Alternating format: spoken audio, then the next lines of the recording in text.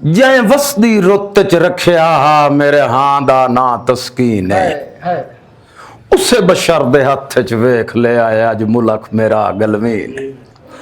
वाकई नहीं तैब की दे जावा है त्रामे वांग जमीन है निभियां दी कबर ते रो रो के है एक एक लू गम की इस थोड़े ते सर्च कीती है हैरान होया कि इहदे मरण तो बाद पता लगा ये केडा वड्डा शायर है। मैं उर्दू वाले नूं सर्च कीता है, इस उर्दू तजर्बा नहीं किया, इस सराइकियन तजर्बा नहीं किया और ये साडे जंग दी जो जबान आई ना इस उस जो किसी बंदे दा लफ्ज नहीं चोरी किया, इहदा लफ्ज नहीं रले ख्याल तजा खुद रहा।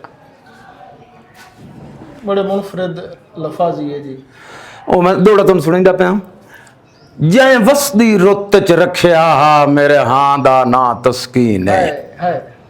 उसे बशर दे हथ च वेख ले आया अज मुलक मेरा गलवीन वाकई नहीं तैब की दे जावा है त्रामे वांग जमीन है निभियां दी कबर ते रो रो के है एक एक लू गम की। ये लोग अमरान अबरार अपनी मिसाल आपा बंदे तो ढेर टुर गए थोड़े रह गए। हुण फैसला कीता है तैब दे दिल हाय हाय ता मिट सन तेरियां लोड़ा